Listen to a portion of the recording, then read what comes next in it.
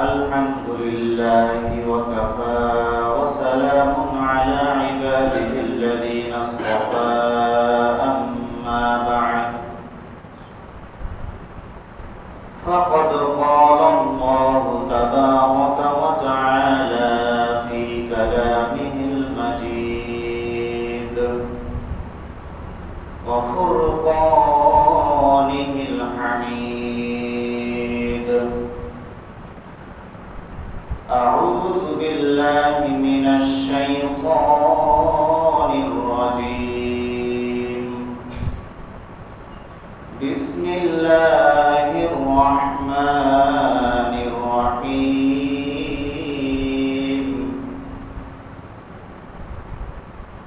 ولا يحسبن الذين يبخلون بما آتاهم الله من فضله هو خيرا لهم بل هو شر لهم سيطوقون ما بخلوا به يوم القيامة ولله ميراث السماوات والأرض والله بما تعملون خبير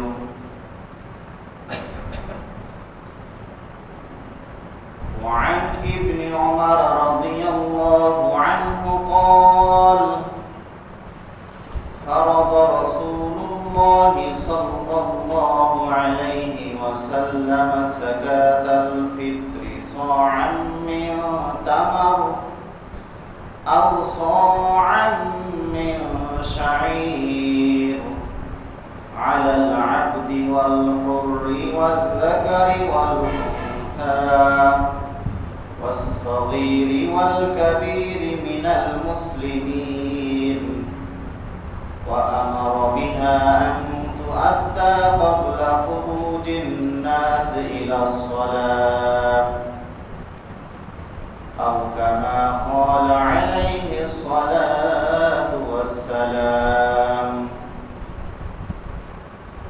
صدق الله مولانا العظيم وصدق رسوله النبي الأمي الكريم ونحن على ذلك من الشاهدين والشاكرين والحمد لله رب العالمين اللهم صل على محمد وعلى آل محمد كما صليت على إبراهيم وعلى آل إبراهيم إنك حميد مجيد اللهم بارك على محمد وعلى آل محمد كما باركت على إبراهيم وعلى آل إبراهيم إنك حميد مجيد الحمد لله সকল প্রশংসা সেই মহান রব্বুল আলামিনের আলিশান দরবারে যে আল্লাহ সুবহানাহু ওয়া তাআলা আমাদেরকে ভালোবেসে মহব্বত করে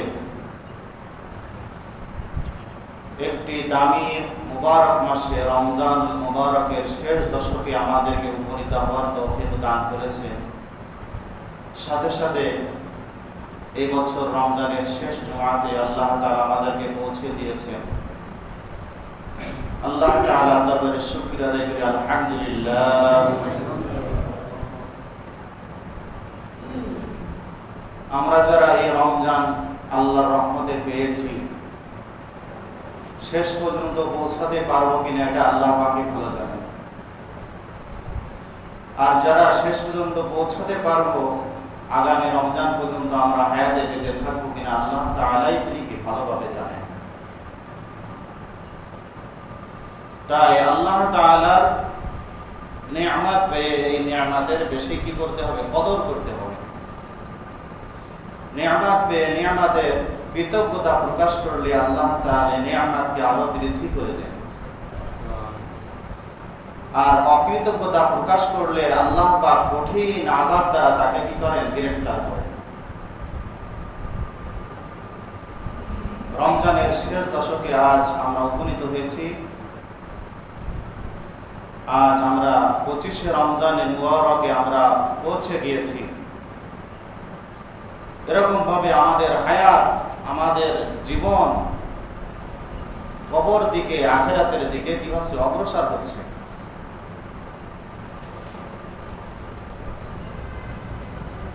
তো আল্লাহ রাব্বুল আলামিন আসমান, জমিন এবং তার মাঝে যা কিছু আছে, যত জিনিস আছে, যত খাজানা আছে, যত ধন ভাণ্ডার আছে, সব কিছুর মালিকানা কার? আল্লাহ তাআলা।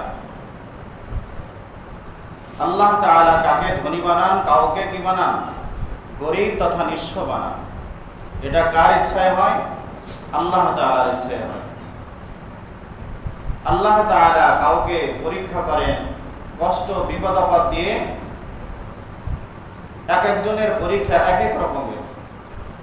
এজন্য আল্লাহ তাআলার পরীক্ষাতে ধৈর্য ধারণ করা, মুসিবতের উপর ধৈর্য ধারণ করা, এটা প্রকৃত ঈমানদার মুমিনের বৈশিষ্ট্য হলো যে সে আল্লাহ তাআলার পক্ষ থেকে যা কিছু হয়, ভালো মন্দ যা কিছু আসে, এটা তাকদীরকে মেনে নিয়ে তার উপর কি থাকা? সন্তুষ্ট থাকা।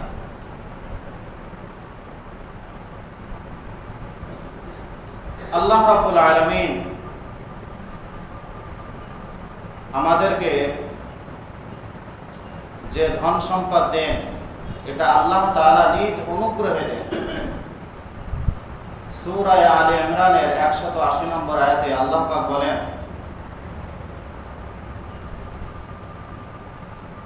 ولا يحسبن الذين يبخلون بما آتاهم الله من فضله هو خير لهم بل هو شر لهم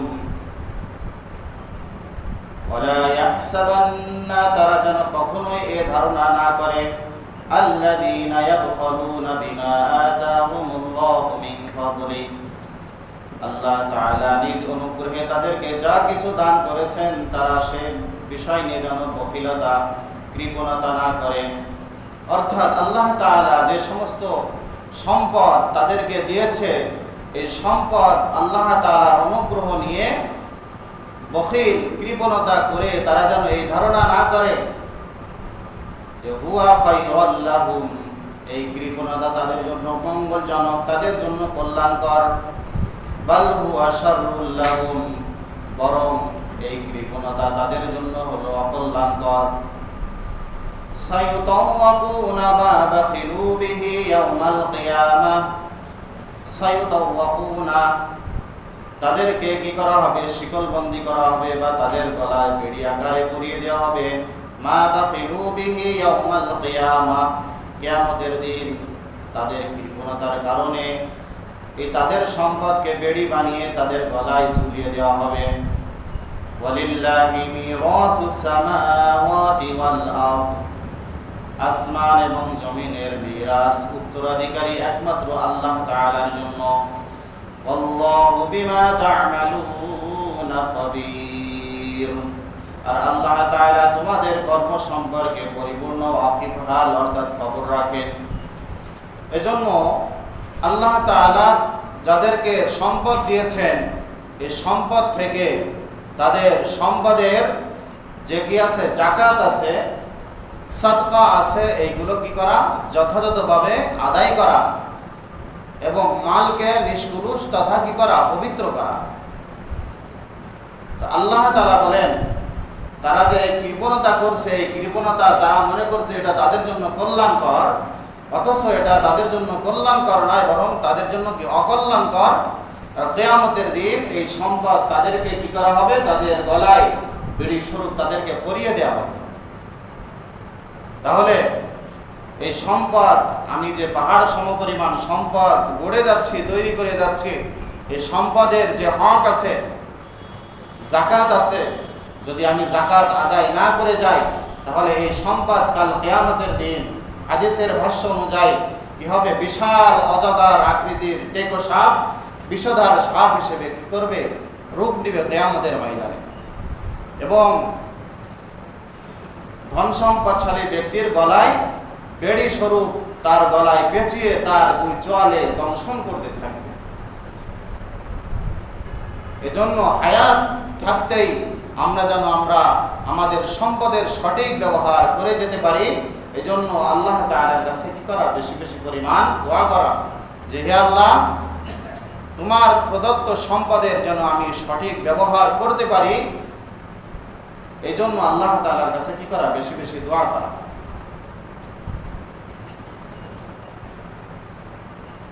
তো যাকাত এর আলোচনা গত জুমাতে হয়েছিল। তো যাকাত যার উপর ওয়াজিব হয়, ওই ব্যক্তির উপর ঈদুল ফিতরের দিন যদি ওই পরিমাণ সম্পদ নিসাবের মালিক হয়, তাহলে তার উপর সাদকাতুল ফিতর তথা ফিতরাও কি হয়? ওয়াজিব হয়। وعن ابن عمر رضي الله عنه قال فرض رسول الله صلى الله عليه وسلم হযরত আব্দুল্লাহ ইবনে উমর রাদিয়াল্লাহু তাআলা আনহু থেকে বর্ণিত, রাসূলুল্লাহ সাল্লাল্লাহু আলাইহি ওয়াসাল্লাম বলেন, যাকাতুল ফিতর সা'আন মিন তামারিন আও সা'আন মিন শাইরিন, সাদকাতুল ফিতর এর যাকাত হচ্ছে সা'আন মিন তামারিন, খেজুরের থেকে 100 পরিমাণ খেজুর, আও সা'আন মিন শাইরিন, অথবা জব থেকে 100 পরিমাণ জব, আলাল আবদি ওয়াল হুররি ওয়াল যাকারি ওয়াল উনসা, গোলাম, স্বাধীন, পুরুষ এবং নারী, ওয়াস সাগীর ওয়াল কাবীর, ছোট এবং বড়, মিনাল মুসলিমিন, মুসলমানদের উপর প্রত্যেকের উপর ওয়াজিব। ওয়া আমারা বিহা আন তুআদ্দা ক্বাবলা খুরুজিন নাস ইলা সালাত, এবং রাসূলুল্লাহ সাল্লাল্লাহু আলাইহি ওয়াসাল্লাম এই সাদকায়ে ফিতরকে আদায় করতে বলেছেন ক্বাবলা খুরুজিন নাস ইলা সালাত, মানুষ ঈদের দিন ঈদগাহে যাওয়ার আগে যেন এই সাদকাগুলো তারা আদায় করে দেয়, সম্পন্ন করে দেয়। এজন্য সাদকাতুল ফিতর যেটা, আরেক হাদিস এসেছে যে সাদকায়ে ফিতর হলো মানুষের রোজার মধ্যে যে ভুল ত্রুটিগুলো হয়, এই ভুল ত্রুটিগুলো সমাধান করার জন্য এর পরিপূরক হিসেবে সাদকায়ে ফিতর কি করা হয়েছে? সামর্থ্যবানদের উপর ওয়াজিব করা হয়েছে। এজন্য সাদকায়ে ফিতর যারা সামর্থ্যবান তারা তো আদায় করবেই, পক্ষান্তরে যাদের উপর ওয়াজিব হয় না, তারা যদি আদায় করে বা দিয়ে দেয়, তাহলে এটা নফল হিসেবে তাদের পক্ষ থেকে কি হবে? সাদকা হয়ে যাবে। রমজান মাস আমাদের মাস থেকে বিদায় নিতে চলেছে। এই রমজান মাস, এর থেকে আমরা কি অর্জন করলাম, কি শিক্ষা পেলাম, এটাই আমাদের কি দেখার বিষয়। আল্লাহ তাআলা বলছেন যে লাআল্লাকুম তাত্তাকুন, কুতিবা আলাইকুমুস সিয়াম, তোমাদের উপর রোজা ফরজ করা হলো, কামা কুতিবা আলাল্লাযীনা মিন ক্বাবলিকুম, যেমনই ভাবে তোমাদের পূর্ববর্তী উম্মতদের উপর ফরজ করা হয়েছিল, লাআল্লাকুম তাত্তাকুন। আর এই ফরজ করার উদ্দেশ্য কি ছিল? লাআল্লাকুম তাত্তাকুন, তোমরা যেন মুত্তাকি বান্দা, পরহেজগার বান্দা হতে পারো। এটাই কি রমজানের কি উদ্দেশ্য? সিয়াম সাধনার উদ্দেশ্য হলো লাআল্লাকুম তাত্তাকুন, তোমরা মুত্তাকি, খুদাভীরু, আল্লাহভীরু মানুষ হতে পারো। এই উদ্দেশ্যই রমজানের রোজা তোমাদের উপরে কি করা হলো? ফরজ করা হলো। রমজানের শিক্ষা হলো কি? যে আল্লাহর ভয় আমার অন্তরে কি করা? পয়দা করা, তৈরি করা। আল্লাহর ভয় যদি আমার অন্তরে আসে, তাহলে আমার দ্বারা গুনাহের কাজ, পাপের কাজ সংগঠিত হওয়া অতটা কি না, সহজ না। আর যদি আল্লাহর ভয় আমার অন্তরে না থাকে, তাহলে আমার দ্বারা যে কোনো পাপ কি সংগঠিত হতে পারে। রমজান থেকে এই শিক্ষা অর্জন করা, যেমনই ভাবে আমরা সিয়াম সাধনার মাধ্যমে আল্লাহ তাআলাকে ভয় করেছি, গোপনে আড়ালে কখনো এই রোজা যাতে বেহুরমতি হয়, বেউজ্জতি হয়, আমরা যেরকম ভাবে কি রোজার হক পরিপূর্ণভাবে আদায় করেছি, পানাহার ছেড়েছি, সমস্ত প্রকার গুনাহের কাজ যেরকম ভাবে ছেড়েছি, আল্লাহকে হাজির নাজির জেনে এরকম ভাবে রোজার থেকে শিক্ষা নিয়ে আমরা যাতে আগামী 11টি মাস এইভাবে তাকওয়ার সাথে আমরা চলতে পারি, এই শিক্ষা নিয়ে আমাদেরকে সামনের 11টি মাস কি করতে হবে, অগ্রসর হতে হবে, চলতে হবে।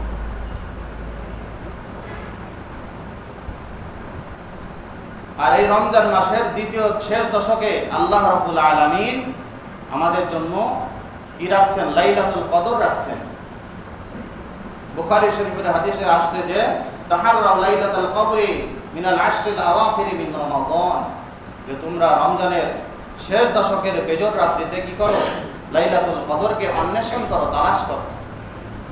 তো আমাদের সামনে আরো বেজর রাত আরো আছে, সামনে 27 রাত আছে, আরো 29 রাত আছে। 27 রাত যে এটা নিশ্চিত সবে কদর, এটা এমনটা নয়, বরং হওয়ার সম্ভাবনা আছে। 21, 23, 25, 27, 29। এজন্য আমাদেরকে কি করতে হবে, লাইলাতুল কদরকে অনুসন্ধান করতে হবে। আর হাদিসের মধ্যে এসেছে, বাইহাকি শরীফের মধ্যে এসেছে যে হযরত আনাস রাদিয়াল্লাহু তাআলা আনহু থেকে বর্ণিত, قال رسول الله صلى الله عليه وسلم, নবীজি সাল্লাল্লাহু আলাইহি ওয়াসাল্লাম ইরশাদ করেন, ইযা কানা লাইলাতুল কদরি নাযালা জিবরিল ফি কাবকাবাতিন মিনাল মালায়েকা, যখন লাইলাতুল কদর আগমন করে, নাযালা জিবরিল ফি কাবকাবাতিন মিনাল মালায়েকা, জিবরাইল আলাইহিস সালাতু ওয়াস সালাম তিনি ফেরেশতাদের দলবল নিয়ে পৃথিবীতে আগমন করেন, পৃথিবীতে নেমে আসেন। ইউসাল্লুনা আলা কুল্লি আবদিন কাইমিন আও কাঈদ, এবং প্রত্যেক এমন বান্দা যে দাঁড়িয়ে আল্লাহ তাআলার ইবাদত করছে অথবা বসে আল্লাহ তাআলার ইবাদতে জিকির আজকারে লিপ্ত আছে, এমন প্রত্যেক বান্দার জন্য দোয়া এবং মাগফিরাত করতে থাকেন। ফেরেশতাদের দল প্রত্যেক দণ্ডায়মান এবং যে বসে ইবাদত করতেছে প্রত্যেকের জন্য এই ফেরেশতা জিবরাইল আলাইহিস সালাম এবং তার দলবল কি করতে থাকেন, তাদের জন্য মাগফিরাত করতে থাকেন আল্লাহ তাআলার কাছে। ইয়াযকুরুল্লাহ আযজা ওয়া জাল, যারা কি আল্লাহ তাআলার জিকির করতেছে তাদের জন্য দোয়া করতে থাকেন। এটা হলো কি লাইলাতুল কদরের রাতে জিবরাইল আলাইহিস সালাতু ওয়াস সালাম কি ফেরেশতাদের দলবল নিয়ে পৃথিবীতে আগমন করে কি করেন, প্রত্যেক দণ্ডায়মান এবং যে ব্যক্তি বসে ইবাদত করছে তার জন্য আল্লাহ তাআলার কাছে দোয়া এবং মাগফিরাত করতে থাকে। এর পরের অংশ হাদিসের মধ্যে আল্লাহ রাসূল বলেন, ফাইদা কানা ইয়াউমু ঈদিহিম ইয়ানি ফাদরিহিম বাহা বিহিম মালাইকাতুহু, অতঃপর যখন লাইলাতুল কদর শেষ হয়, রমজান মাস শেষ হয়ে যায়, বাহা বিহিম মালাইকা, আল্লাহ তাআলা ফেরেশতাদেরকে নিয়ে তিনি গর্ববোধ করেন, ফেরেশতাদেরকে মজলিসে নিয়ে গর্ববোধ করেন। ফাকালা ইয়া মালাইকাতি মা জাযাউ ওয়াজিরিন ওয়াফা আমালাহু, তখন আল্লাহ পাক ফেরেশতাদেরকে বলেন, ইয়া মালাইকাতি, হে আমার ফেরেশতাগণ, মা জাযাউ ওয়াজিরিন ওয়াফা আমালা, ওই শ্রমিকের প্রতিদান কি হতে পারে যে তার কর্মকে পরিপূর্ণভাবে আদায় করেছে, তার প্রতিদান কি হতে পারে। ক্বালু রাব্বানা জাযাউহু আইওয়াফা আজরা, তখন ফেরেশতাগণ বলেন, রব্বানা জাযাউহু আইওয়াফা আজরু, হে পরওয়ারদিগার মাবুদ, যে শ্রমিক তার দায়িত্ব পরিপূর্ণভাবে পালন করেছে তার পারিশ্রমিক পরিপূর্ণতা দিয়াই হচ্ছে তার প্রাপ্য। ক্বালা মালাইকাতি আবিদি ওয়া ইমাই কদাউ ফরিদতি, তখন আল্লাহ পাক বলেন, ইয়া আবিদি, হে আমার ফেরেশতাগণ, আবিদি ওয়া ইমাই, আমার বান্দা বান্দীগণ তারা কি করেছে, কদাউ ফরিদতি, আমার ফরজ বিধান অর্থাৎ 1 মাস সিয়াম সাধনা যে আমি তাদের উপর ফরজ করেছিলাম এটাকে তারা কি করেছে, সম্পন্ন করেছে। তাদের উপর যে দায়িত্ব আমি দিয়েছিলাম সেই দায়িত্বকে সম্পন্ন করেছে। সুম্মা খারাজু ইয়াউজুনা ইলা দুআ, অতঃপর তারা আল্লাহ তাআলার রব করতে করতে ঈদগাহের দিকে, ঈদের নামাজ পড়তে তারা আগমন করছে, ঈদের নামাজ পড়তে তারা রওনা হয়েছে। وعزتي وجلالي وكرمي وعلوي وارتفاع مكاني অতঃপর আল্লাহ তাআলা কসম করে বলেন ইজ্জতি আমার ইজ্জত সম্মানের কসম ওয়া জালালি আমার বড়ত্বের কসম ওয়া কারামি ওয়া উলুবি এবং আমার সুউচ্চ মর্যাদার কসম ওয়া ইরতিফাই মাকানি এবং আমার সুউচ্চ মর্তবার কসম লা উজিবান্নাহুম অবশ্যই তারা যে আমার কাছে দোয়া করতে করতে ঈদগাহের দিকে রওনা হয়েছে আমি অবশ্যই তাদের ডাকে সাড়া দিব সুবহানাল্লাহ আমি তাদের ডাকে আজ কি করব অবশ্যই সাড়া দিব তাদের দোয়াকে আমি অবশ্যই কবুল করব ফায়াকুলু অতঃপর আল্লাহ পাক বলেন ইরজিউ তোমরা ফিরে যাও কদ গফারতু লাকুম আমি তোমাদেরকে ক্ষমা করে দিলাম ওয়া বাদদালতু সাইয়্যাতিকুম আর তোমাদের গুনাহগুলোকে আমি নেকি দ্বারা পরিপূর্ণ করে দিলাম সুবহানাল্লাহ যে আমি তোমাদেরকে ক্ষমা করে দিলাম এবং তোমাদের যে সমস্ত বদ আমলগুলো আছে তোমাদের মন্দ কর্মগুলো আছে এটাকে আমি নেকি দ্বারা পরিপূর্ণ করে দিলাম ক্বালা ফায়ারজিউনা মাগফুরান লাহুম অতঃপর নবীজি সাল্লাল্লাহু আলাইহি ওয়াসাল্লাম হাদিসের শেষ অংশে বলেন ফায়ারজিউনা মাগফুরান লাহুম অতঃপর বান্দারা তারা যখন ঈদের নামাজ পড়ে ঈদগাহ থেকে তারা ফিরে আসে আল্লাহ রাসূল বলেন ফায়ারজিউনা মাগফুরান লাহুম তারা পরিপূর্ণভাবে ক্ষমা প্রাপ্ত হয়ে অর্থাৎ পরিপূর্ণ নিষ্পাপ হয়ে তারা ঈদগাহ থেকে বাড়িতে ফিরে যায় সুবহানাল্লাহ এজন্য বলা হয় যে আল ঈদ লিমান খাফাল ওয়াঈদ ঈদ হলো আনন্দ হলো ওই ব্যক্তির জন্য লিমান খাফাল ওয়াঈদ যে ব্যক্তি ওয়াঈদ তথা আল্লাহ তাআলার যে সমস্ত কি আছে ওয়াদা আছে আল্লাহ তাআলার সতর্কবাণী আছে আল্লাহ তাআলার হুকুম না মানলে যে ভয়াবহতা আছে সতর্কতা আছে যে ব্যক্তি এটাকে মানে ওই ব্যক্তির জন্যই কি ঈদ ওই ব্যক্তির জন্য না যে সারা মাস সিয়াম সাধনা করে নাই এরপরে ঈদ উদযাপন করবে এমন ব্যক্তির জন্য কি ঈদ হতে পারে না অথচ আমাদের সমাজে কিছু সংখ্যক লোক আছে যে রমজান মাস তারা অতিবাহিত করছে এমনভাবে কেমন যেন কি অন্যান্য মাসের মতো তারা কি রমজান মাস অতিবাহিত করছে অর্থাৎ সুস্থ সবল মানুষ হওয়ার সত্ত্বেও তারা কি রোজা রাখে নাই আর এই সমস্ত ব্যক্তিগণ দেখা যায় যে তারা ঈদের দিন এরকম ভাবে কি ঈদের নামাজ পড়তে গিয়ে কি করে আগের কাতারে বসে কিন্তু তার জন্য রোজার যে কষ্ট রোজাদারের যে কষ্ট এক মাস তারা যে সিয়াম সাধনা করেছে তারা যে কষ্ট করেছে তাদের জন্যই কি প্রকৃত ঈদ ক্ষমার ঘোষণা তো আল্লাহ রাসূল হাদিসে করেছেন যে এক মাস আমার ফরজ বিধান আদায় করার পর অথবা আল্লাহ তাআলার নামে রব করতে করতে ঈদগাহের দিকে রওনা হয়েছে আল্লাহ তাআলা তাদের ব্যাপারে কি করছেন ক্ষমার ঘোষণা করেছেন এজন্য যে ব্যক্তি প্রকৃতভাবে আল্লাহ তাআলার ভয়াবহ দিনের অর্থাৎ ওয়াদা অঙ্গীকারকে যে ব্যক্তি ভয় করে তার জন্যই কি প্রকৃত ঈদ বা তার জন্যই প্রকৃত কি আনন্দ তো আমাদের মাস থেকে রমজান মুবারক মাস বিদায় নিতে চলেছে এই রমজান মাস থেকে আমাদেরকে শিক্ষা নিতে হবে যে যেরকমভাবে আমরা রমজান মাস একটা ইবাদতের মাধ্যমে রমজান মাস অতিবাহিত করেছি আগামী সময়গুলো মাসগুলো যেন ইবাদতের মাধ্যমে কাটাতে পারি মসজিদ যেভাবে জমজমাট হয়েছিল এইভাবে ইবাদতের মাধ্যমে মসজিদগুলো যেন জমজমাট থাকে তাহলে বোঝা যাবে যে রমজান এসে আমাদেরকে কিছু দিয়ে গেছে আমরা রমজান থেকে কিছু কি নিতে পারছি এটাই কি বোঝা যাবে আর যদি কামারের লোহার মতো যে সেই হয়ে যায় তাহলে কিন্তু কি আপনি কামিয়াব হতে পারবো না লাভবান হতে পারবো না আমার লোহা পিটায় আর লোহা বলে কি আমি যেই লোহা কি সেই লোহাই তো আজকে হচ্ছে রমজানের শেষ জুমা আগামী যদি 29 তারিখে যায় তাহলে আগামী বুধবারে কি হয়তো কি হবে ঈদ উল ফিতর হবে আর যদি 30 মার্চ যায় তাহলে বৃহস্পতিবার ঈদ হবে ইনশাআল্লাহ তো ঈদ উল ফিতরের কয়েকটি সুন্নত আছে যে সুন্নাতগুলো আমাদেরকে কি পালনীয় বা পালন করতে হবে। ঈদুল ফিতরের দিন সুন্নাত হচ্ছে যে ভোরে ঘুম থেকে ওঠা, এরপরে নামাজ তো আদায়, এটা ফরজ তো আছেই, আদায় তো করতেই হবে। এরপরে ঈদুল ফিতরের দিন মেসওয়াক করা একটা কি সুন্নাত। ঈদুল ফিতরের দিন কি মেসওয়াক করা কি একটা সুন্নাত। গোসল করা, উত্তমভাবে গোসল করা, এটাও একটা কি সুন্নাত। এরপরে পোশাকের মধ্যে উত্তম পোশাকটা পরিধান করা সুন্নাত। খুশবু, আতর ইত্যাদি ব্যবহার করা কি সুন্নাত।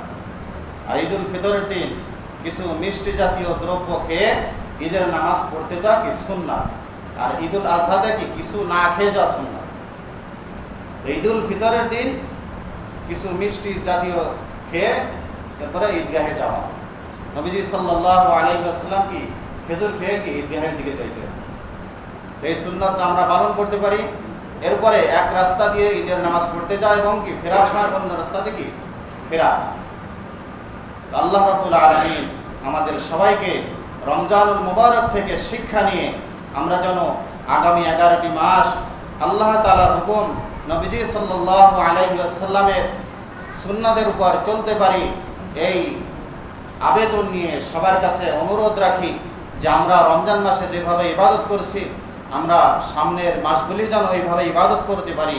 মুসলমান, আমাদের মৃত্যুবরণ করতে হবে, আমাদের আখিরাত আছে।